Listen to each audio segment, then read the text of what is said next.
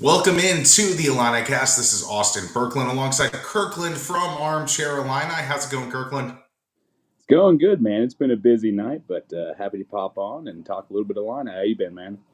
Been well, just extremely busy with work, traveling all over southern Illinois and southern Indiana, slinging that turf in those tracks. And then just over the weekend, had a great weekend in the city of Chicago where I was at a wedding. And funny enough, Kirkland, I don't know if you've ever done this or you've seen this happen, but I ripped my pants at the wedding reception on the dance floor. Have you ever seen that?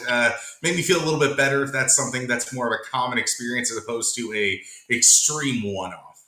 Yeah, you pulled a SpongeBob SquarePants. Yeah, man. I mean, as a big boy, it definitely has happened a time or two. So yeah, brother, no, don't worry about that. I've definitely ripped a pair or two of hunting pants out in the field or elsewhere. So no sweat. Yeah, the dance floor can be your number one friend or your number one enemy, and it was both that night. But yes, Illini, not too much to celebrate with this past weekend, but the title of this episode is that the Illini are fine. Losses to Oregon this weekend in the football world, lost to Ole Miss in the exhibition game, but that's why there are exhibition games. That's why they don't track the preseason in the NFL unless you are the Baltimore Ravens who won 13 straight at one point. But those are the rarities in terms of exhibition sports. But yeah, the Illini taking some punches this past weekend. But let's start out with the football side of things. Illini football loses to Oregon, but a big test against Minnesota coming up this weekend. What were your thoughts on the Illini's football basically whipping out west? Yeah, they got blown out. I mean, they were outmanned. This is one of those deals where I keep reminding people of this. This is a team that at the beginning of the year, most people said by talent and by depth, you're a 5-7 team, maybe at most a 7-5 team. But a lot of people thought 4, 5. Some people thought 3. So it's not like we really have even though we do have some dudes, like don't get me wrong, those of us that cover Illinois know the dudes that Illinois has, but it's not like they don't really have the talent, but to be able to keep up with the Oregons of the world, the Ohio States, the Alabamas, they're going to need to get to that point where they're stacking 2-3 deep in, at least 4 high 3-star recruits where they can at least be competitive and be up to that Wisconsin, Iowa level whenever those guys are, really good. So they're just not to that point yet. And that showed and that was exposed a little bit, but still a big season ahead and a big opportunity against Minnesota. Yeah, I mean USC. They have to recruit a little bit to the physicality of the Midwest Big Ten teams, and Illinois is in a position where they need the speed to compete with some of the West Coast teams in this Big Ten, and that was shown early on in this Illinois Oregon game where Illinois just got out athleted. I know that's not a word, but that's the only way I can think of. There was a lot of speed on that field by the Oregon Ducks, and Dylan Gabriel was just able to carve this Illini secondary to pieces. And defensively, offensively for the Illini, there wasn't that much speed out there, especially when Pat Bryant got injured with his concussion. There were moments where you're like, hey, maybe Illinois can make this a pseudo game, but those Oregon Duck athletes just did not allow that to happen. And I think the physicality is there by the Illini. It's just they need to get some speed out of the transfer portal this offseason and potentially get some speed through maybe the South if that opens up a little bit, or maybe the state of Michigan with your new connection with your defensive back coach. I think that could be a very helpful and fruitful venture for the Illini. But right now, they would win the Big Ten West this year if this was a thing of the Big Ten West versus the Big Ten East, and you take the West Coast counterparts out of the equation. Illinois wins this Big Ten West. They are easily one of the most physical teams out of the Big Ten West. They have the quarterback play that would be the best in the Big Ten West, and the running game, even without Caden Fagan, is still very, very good. Aiden had a great game against Oregon. Cleo Valentine, he's a freshman, but he's going to get better. So I think this this team is set up very, very well. It's just they ran into a matchup nightmare, and that's going to happen in this Big Ten, especially when you combine different play styles that Illinois and the Big Ten aren't necessarily used to. Yeah, it's going to be weird to see how it all develops as we move forward. Like you said, some of these teams that just from the Pac 12 aren't used to that big physicality. Some of these big Midwestern offensive linemen, they're just not used to that. We're, Illinois, the Wisconsins, the Iowas of the world just aren't used to the speed. So it's going to be interesting to see moving forward how different teams recruit, how they handle the portal. Like I said, it's going to be kind of interesting moving forward to see how that goes. Alex please subscribe and like the video while you're here. Alex is a member of the Armchair Illini Network, so make sure to follow him. Make sure to follow Kirkland on social media and follow Armchair Illini for all the best written content in the world of Illini sports. And then follow and subscribe to Illinicast. We are so close to 1,000 subscribers. We thank you that have subscribed, and maybe get a few more after today's episode. But yes, 38-9, Illinois loses to Oregon. Luke Altmaier, not the best game, 17 of 35, 161 yards, 2 interceptions, no touchdowns. And then his counterpart in Oregon, Dylan Gabriel, 18 for 26, 291 yards, 11.2 average throw, 3 touchdowns, 1 pick, and then a 95.8 QBR according to ESPN. Dylan Gabriel showing who he is. And if it wasn't for the likes of Ashton Janty and Travis Hunter, I think Dylan Gabriel would be your easy Heisman winner. And Illinois hasn't played a lot of Heisman winners outside of Ohio State for a few years in the early 2000s and stuff. So it's a different type of game and a different type of college football in the world that Illinois fans have got to get used to, that they're going to be playing top tier competition every single year. USC is going to have some great years. Oregon's going to have some great years. Washington was in the national championship last year. This is a different time than you're just going to be like, oh, well, facing Purdue, we're facing Minnesota, we're facing Wisconsin. This is a different Big Ten that Illinois fans have to get used to, Kirkland.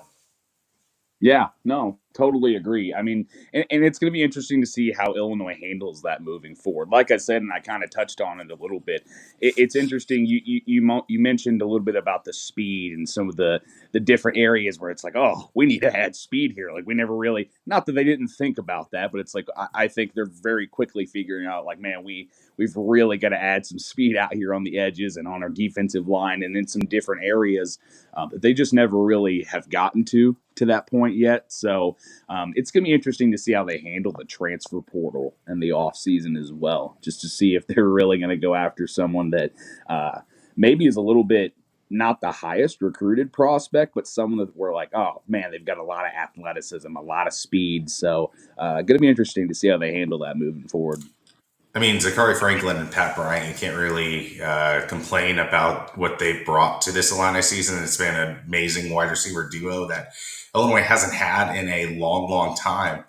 But you look at a guy like Isaiah Williams, he would have been a just beautiful piece to have on that field against the Oregon Ducks, just with his speed in the slot. And that's something that Illinois really missed. But, I mean, hey, that's why you win games this year, to set yourself up for the future. And there are going to be a lot of wide receivers. There's going to be a lot of defensive backs that look at this Illini team and is like, man, I may be the piece that helps Illinois even get to a level further next year. So this season is setting yourself up for the future so freaking well, Kirkland. Yeah, absolutely. I mean, they got a great chance to finish 10-2, which they haven't done. I mean, they haven't got to double-digit wins since 2001. So, I mean, it's something that to see them get to that point, and then with the promising, I mean, that's something that I think people hint at, but no one's really talking about. It's the promising schedule and the promising outlook ahead for 2025 as well, with the amount of returners that Illinois is going to have, as well as, I mean, again, let's face it, the transfer portal, with what you lose can always be replaced. So, I mean, it's to the point where Illinois is really this season, is really a great chance for them to say, hey, we can build some consistency here. We can follow up. We can continue to win. And that's where they're going to start to be able to build the depth to where, like you said, oh, man, we don't have that Isaiah Williams. Well, eventually, hopefully, we can have a few of them on the roster and continue to keep those on the roster. And maybe we can build the rest of this team like we have our running backs. Yeah, Brad P says, does the $22 million rev share start next year? That might even out the playing field. I think they're setting up for it to start next year, but I don't believe there has been finality since the House settlement isn't like codified essentially. So I think there's still a little bit of question on the timeline of when revenue sharing exactly starts.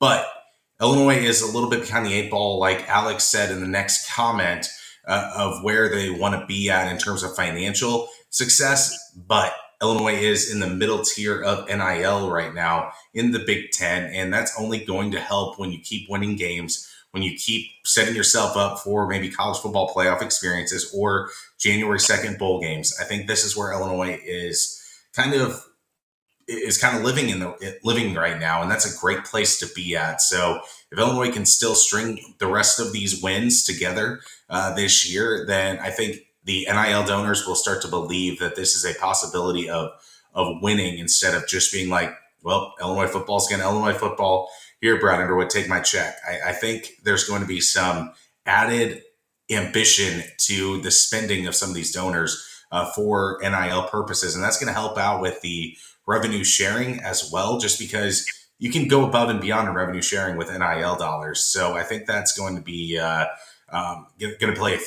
huge factor in what Illinois football looks like in the future. Yeah, and I mean, let's face it, for where Illinois football has been over the last, I mean, how long? For as inconsistent of a program as they've been, for them to that quickly jump to the middle of the Big Ten, and NIL dollars. And let's face it, Illinois has an alumni base that can push them towards that top of the Big Ten. But again, you've got to consistently do it. There are some people who are Illini through and through, and they bleed orange and blue, and it doesn't matter whether they're winning or losing. Their dollars are going to be there, and I'm just going to be honest with you. I mean, we all know plenty of people too that say, "Hey, until the winning's there, the dollars aren't going to be there. I'm not doing it. I just won't until they can prove to me that they're going to do something right with my dollars." So. I think they're finally showing a little bit of return on investment, and hopefully they can keep that moving forward. Yeah, I mean, there's no bottoming out by Brett Bielema so far. I mean, 5 wins is kind of his worst season here in Illinois, and that's even some of the best out of some of the coaches that we've had in like Tim Beckman. Yeah. He won 6 games, and that was his ceiling. And now looking at Brett Bielema, 5 wins is a floor, which is just kind of been crazy to think about with what Brett Bielema and the rest of his staff has done. It wasn't the best day at the office for Aaron Henry against Oregon. I think there was a little bit too many 3-man rushes, but the staff identity is there, and that's so awesome to see finally for the Illini, where it's not like, well, we got to fire a coordinator. Well, we got to fire a head coach. Well, our quarterback situation sucks. I mean, there are so many of those core 4 factors of what determines success in college football that Illinois already possesses: a returning head coach, returning offensive coordinator, returning defensive coordinator, and Luke Altmaier still being here next year. I mean, that's just so vital for success. And then you're setting yourself up for the future when guys can develop under Luke Altmaier, like Trey Petty, for example, and the list goes on of those underclassmen that might step forward after Luke Altmaier's gone. So I think the Illini are fine. It's just getting to that elite territory is tough. It's like facing Mike Tyson and Mike Tyson's boxing back in the day, in the old Sega days, where it's like, oh yeah, so you're able to beat that one guy that looks like a Irish boxer, and Mike Tyson's a different story. So this was the Mike Tyson moment for Illini football. And hey, would I like to see a win? Absolutely. But does this discourage me about what the future brings for Illinois football? Absolutely not. Yeah, I'm ready for Illinois versus Oregon in 2030. So we'll see what that looks like then. Once hopefully Bielema has built a little bit more depth here, and we'll circle back around and we'll go from there. Illinois basketball, they suffered a defeat to Ole Miss in the exhibition, and I think a lot of Illini fans just need to realize that this is going to be a situation where Illini basketball needs to just find their groove, find their identity, and there's a lot of it's an island of misfit toys at this very moment for Illini basketball. Brad Underwood, I have complete confidence in that he can rally it together and bring it together. But in game 1 against a more experienced cohesive unit in Ole Miss, it was a struggle. But that's Brad Underwood's job, is to utilize his ability to congeal this team into a team instead of a bunch of individual pieces, Kirkland. Yeah, I mean it's so early in the year. You've got, like you said, so many individual pieces, so many people coming, so many guys coming from overseas. You have guys that you're like, hey, are we going to be some dudes that we're like, hey, are these guys going to be able to play or not? So some of this different stuff that just comes along, and it's like it's so early in the year. You really can't. I mean, we've seen so much overreaction already, just from an game, and it's like, God, Sleepers, let's just call them out. yeah, and it's like, let's face it, they traveled down to Ole Miss, and it's again, it's an exhibition game. They didn't play their best basketball, that's for sure. Is it concerning? Absolutely. Am I worried at all about the rest of this season? Absolutely not. I can imagine Brad Underwood secretly, he wouldn't probably say this out loud, but I'm sure he's like, yes, let them blow us out. Let Yeah, them. Underwood was so Because excited for that. I mean, there's no way he was so excited for that bulletin board material. yeah, he wanted to utilize this sound in the locker room, Yeah, and he's like, all right, if you guys want to play like that, that's what the result's going to look like. So if you follow my vision, we're going to win some games. So this kind of is going to be a good thing for the Illini moving forward, is tough competition in the exhibition, and utilizing this as motivation for Brian Underwood to be like, hey guys, follow my lead. I know what I'm doing. If you guys want to be your own selves and play individual basketball, hey, this is what the result's going to look like. So I think Brotherwood might be a touch excited for this non-conference slate to begin after this blowout loss to Ole Miss. Illinois basketball always seems to have a rebound after a bad loss under Brad Underwood because, again, he fights off of that bulletin board material. So may end up being great for Illinois that that this happened, and this will be something that we look at back at. But either way, is it a bit concerning? Yeah, but like we said, it's an exhibition game.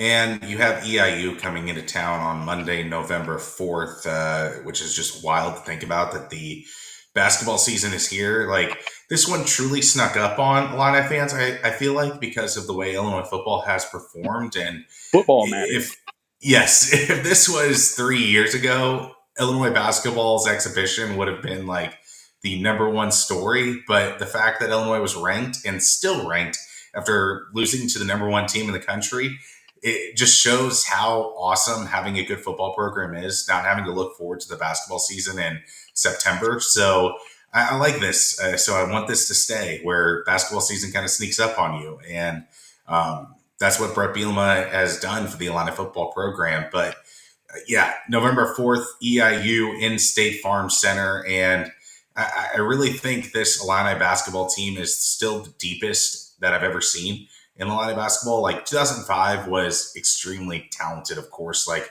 I think that team is more talented than this team right now. I need to see a little bit more from this year's team to say, hey, they're the most talented Illini basketball team. But you look at the depth. I don't think Illinois basketball has ever had like their second unit, and you can say, oh yeah, that could be the starting unit, because there's a clear five on the Illinois basketball team in 2005. And even these last few Underwood teams, there was a definitive five of like Marcus Domask and Terrence Shannon in there, Kofi Coburn in there, and Aya Sumu in there. This year, it's crazy seeing the depth that Brad Underwood has accrued.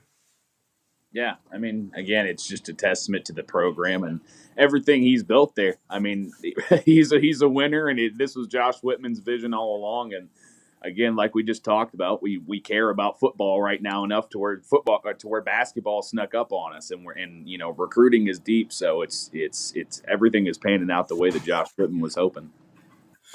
If you're just joining us, this is a Illinicast, part of the Armchair Illini Network. Please like, subscribe to both of us on Twitter, and then on YouTube. Follow us at Illinicast. But I want to get your opinion on this, Kirkland. If Ivisic is not eligible, who is your starting five for the Illini basketball team?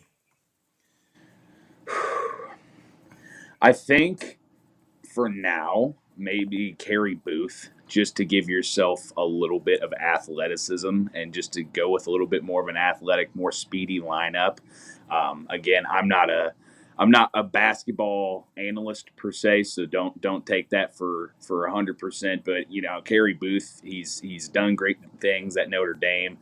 He's a very athletic player. I think after he's hit an off season with Fletch, he's a guy that's really exciting to me. So he may not be the answer. He may be someone that we look back and we go, "Oh, that was a terrible answer." But I was very excited to see Kerry Booth's athleticism on the court after hitting a Fletch off season. So I think that may be a guy. Who was your other starting four? So he would be your starting five. Yeah, Boswell definitely good. Kasparis, trying to think.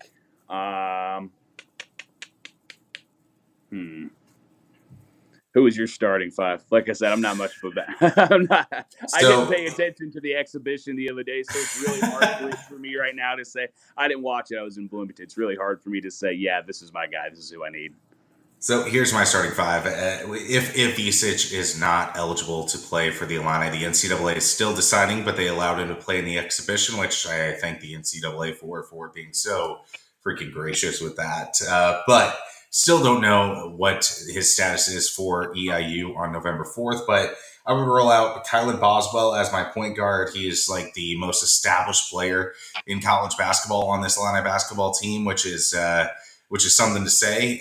You need one guy at least to have that, and I think that's Kylan. And obviously, you do have Ty Rogers as well, but I don't think he is going to be starting for this Illini basketball team. I think KJ is your number two, which is going to be just amazing. I love what Casper has the ability to do. I know there were some moments in the exhibition game that all these guys struggled, but that's what happens whenever you lose in a blowout game. A lot of guys are going to struggle. And it was his first little taste of college basketball action. So KJ would be my number two, and then I would have Will Riley as my three. I think the scoring ability is just going to be off the charts later on in the year, but it's just all about the cohesion of this unit together. And then my number four would be Hummerkaus. I think he is a very similar player or a bigger version of Marcus Domask. I know there was a lot of times he didn't show that in the exhibition game against Ole Miss. And then my number five is where this gets a little dicey, just because you do see a lot of what Kerry Booth can bring. You have Morez Johnson as a freshman as well, who can do a lot of good things. So I think I'm going to lean Morez Johnson just because of what his defensive and rebounding ability can bring to this Illini team. Yes, there's going to be matchups where he's undersized at the five, but I think that you add that defensive piece in Morez. You have a great offensive inside-out piece with Hummerkaus. KJ and Will Riley are your NBA-style players, and then Kylan Boswell, it's up to him to be the straw that stirs the drink and make sure that all these guys are happy, make sure that the flow of the game is where the Illini want it to be and where Brad Underwood wants the pace to be. So I think Kylan can be that guy. And then, I think Morez Johnson. And then right off the bench, you have Ty Rogers, Dre Gibbs, who had a great exhibition game against Ole Miss. And then you round it out with Kerry Booth as well. But I do think if Ivisic is available to play, I think you have to start him just because he was the flashiest guy, I think, out of all of the players against Ole Miss. Yeah, Thomas Slav's going to be awesome. And like I said, I think Morez most definitely can be a guy that comes in and starts for you immediately and does a great job. Just being a true freshman, it's difficult. That's a difficult task to take on. So hopefully, either way, though, they're going to be fine down low if Visic isn't able to go. Yeah, I kind of feel like there are two avenues of this Illini basketball team, and maybe me and Sonny will get into it at a later date. But you look at Kentucky basketball the last few years where there were so many young guys and inexperienced guys, and you have the risk of a first-round exit like they had against Oakland, a more experienced team, a team that had extremely well-glued environment. And that kind of worries me about what the floor of this Illini basketball program is, but then the ceiling. You look at some of these other teams that have not been glued together a lot. Like some of these, like UConn's team last year wasn't like the most glued team in starting the year. So I think that you have some of the talent to combat that inexperience because KJ and Thomas Loft have played against grown men and not necessarily just 20-year-olds in the college basketball world. So that does give me a little bit more positive energy about what this Illini basketball team can look like. But again, the downfall of Calipari in Kentucky does kind of loom in my background where you're like, oh, that makes me a little nervous.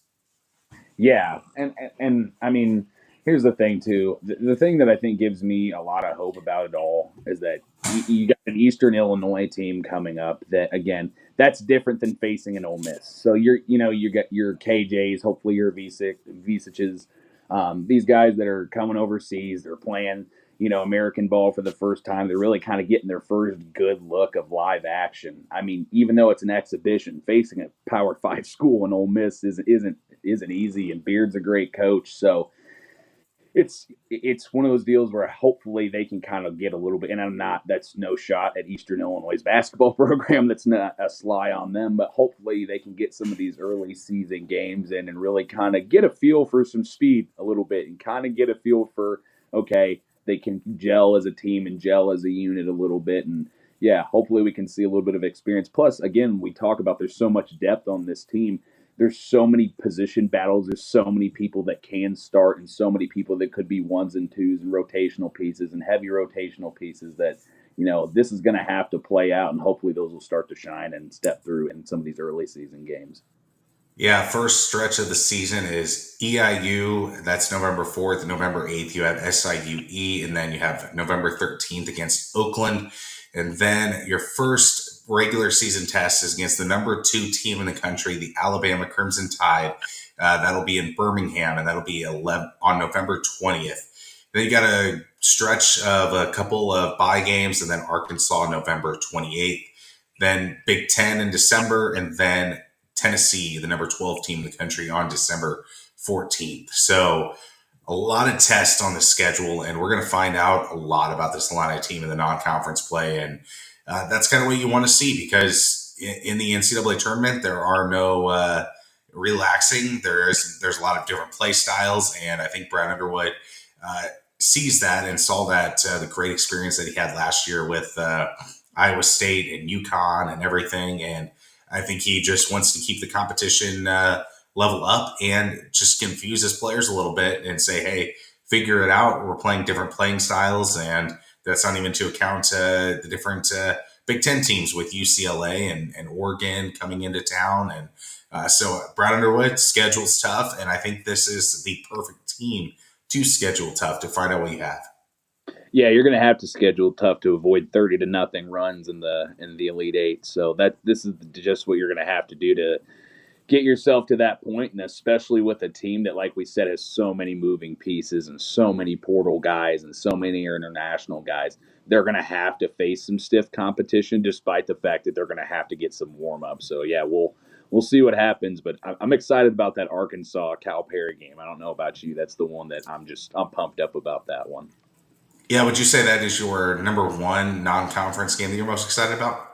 Yeah, most definitely my number one. Just for the Coach Cal and the Orlando Antigua aspect and just some of these different recruits and everything that's gone on. Like I said, it'll be interesting to see, especially with him taking on that Arkansas program for the first year.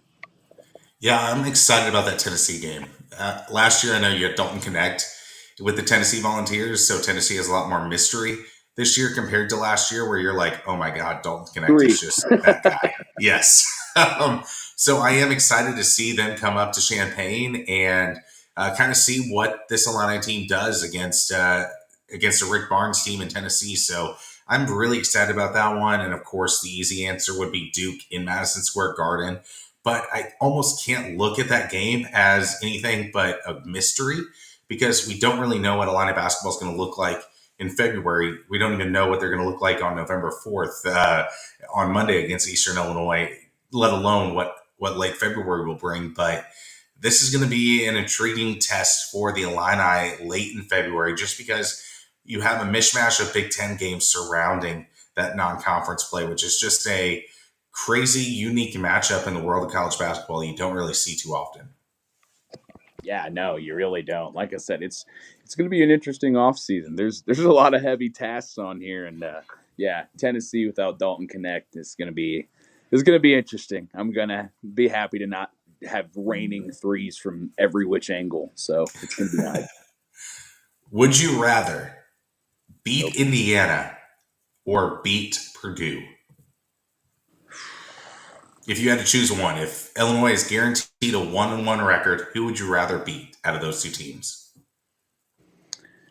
I'm going Purdue just because Illinois has had such a tough, I mean, just in football and basketball, it seems like they've just had such a tough run with Purdue. I want to see Illinois get a jump on Purdue finally and maybe get a little bit of momentum there and that rivalry, and hopefully that's something that they can work on because, I mean, especially with recruiting, Indiana and Purdue are going to, especially, I know the Hoosiers are going to get in there as well, but it seems like Purdue and Illinois are in a lot of the same races, so it's going to be something where I kind of want to see Illinois start to win some of these battles so that they have a better sell there. Yeah, I really want to beat Purdue because Zach Edey is gone, and Indiana, I feel like Woodson is Charlie Brown of the Big Ten. I just didn't know that there's going to be a way that he's going to try to kick that football, and Lucy's going to pull it out from under him, and he's going to fall on his ass. And I truly think that until Woodson proves that he can win in the college basketball world, I'm just going to be amused on how he makes it happen himself this year. That's just my feelings. Purdue with Matt Painter, it's a more proven system of winning. These last few years, I think he's number 2 in Big Ten wins the last 5 years to Brad Underwood. So I really want to beat him. I really want to just smother Braden Smith with the athleticism that Illinois does possess and say, hey, are you truly the number 1 player in the Big Ten, that preseason Big Ten player of the year without your buddy Zach Edey? That leads a lot to be desired to me. And I can't wait to see him just fall flat on his face against the Illini. Yeah, it's time. I mean, no Zach Edey. When Zach Edey was on Purdue, they just felt unbeatable. So it's time for them to finally slip in there and take that one. I'll tell you what, though, it was hilarious seeing Zach Edey foul out in an NBA game, and it's like all these Big Ten fans are like, "Duh, yeah, that's what should have been happening in college basketball all year long. You can't just hook a guy with your elbow because you're 7 foot tall and not consider it a foul. You can't just plow into somebody and be like, oh, sorry, I'm big. No, I wish Kofi would have got the time. Same treatment. That's what I had said the entire time. I wish Kofi would have got the exact same treatment. And I know Kofi, because of his size, got away with a little bit. But it did feel like, depending on who they were playing and depending on the crew, there was a lot of fouls. It was like, man, he can't really help that as much just because he's such a big guy and he's just overwhelming these guys to where Edey's just straight knocking teeth out and we're not calling anything. But that's, again, it is what it is. Yes. Thank you, NBA officials. I don't think I've ever said that ever in my life. Thank you, NBA. But that is where we are at with Zach Edey and his officiating at the NBA level. But yeah, the Big Ten race is going to be interesting. You have UCLA, you have Rutgers at the number 25 team in the country with their 2 stud recruits in Harper. And this Big Ten is going to be interesting. Ohio State, they're going to be a lot better than they were last year. I know we had a tough run against them in the Big Ten tournament. We ended up getting the victory. Indiana, a lot of transfer pieces coming into play. And then the mystery of Washington and Oregon coming into this conference as well. This Big Ten is deep. And, hey, you got to win every night because this Big Ten isn't going to just let everybody into the Big Ten tournament anymore. You got to earn your way onto the field. So there are going to be some hungry teams at the bottom of the field. Like, I don't know if you're a fan of Premier League soccer, Kirkland, but there's going to be a feel of relegation threats near the end of the season where some of these teams are like, I just want to make it to a conference tournament because if I don't, that's embarrassing. I might get fired if I'm a head coach. So there's going to be some desperation, and some of these teams at the top they can't look past these bottom teams in the Big Ten anymore because they're going to be hungrier than ever near the end of the year. Yeah, I mean, the Big Ten's always been a deep conference in basketball, but it seems like it's just going to get deeper and deeper and deeper. And I don't know, it may get to a point where even the worst team in the Big Ten is going to be a pretty dang good team. So, yeah, I mean, I don't know. It's a tough conference. Fighting into that top half of the Big Ten is, like you said, going to continue to just get tougher. Kirkland, let's wrap up with this. What is your prediction for the Illinois Minnesota game that is taking place on Saturday? Yeah, I'm going 27-17 Illinois. I'll put that in my three predictions coming up, just a little bit of a hint. But I, I think Luke Altmaier is going to have a big bounce back game. I mean, Illinois is finally going to be back at home, so a little bit of a breath there. It sounds like Pat Bryant's healthy and okay. Sounds like some of our DBs are going to be okay. Tyler Strain might be out, so that's going to be a guy to keep an eye on. But for the most part, unless Bielema's telling us wrong, and I get it otherwise because he's trying to play his cards right, before Minnesota. So unless he's telling us otherwise, it seems like they're going to be pretty well back to health for the Gophers. And like I said, I think they're going to have a good rebound off of Oregon. Oregon was just such a good team, and Minnesota's no punk, and they know Minnesota's no punk. I don't think this is going to be a Purdue game where they're going to get an early lead and then possibly squander it just because they say, hey, we're up 24-3. Let's just let off the gas a little bit here. So I think it's going to be something where they're going to totally be able to get a little bit of a boost of confidence here and a little bit of a boost of momentum. And I'm hoping that that's something they can hold on to and push them through these last four games. Yeah, this line of Minnesota -3 is a little weird to me, simply because PJ Fleck has yet to beat Brett Bielema. And I think that Illinois just has the talent advantage right now, like over Minnesota. Minnesota has struggled a little bit throughout the year, and North Carolina in 1917, that's a North Carolina team that has got the doors blown off of them this year. They lost 31-14 to Iowa. They lost 27-24 to Michigan. They lost to Michigan. Yes, they beat USC, but that's a wounded USC team compared to what people thought USC was going to look like.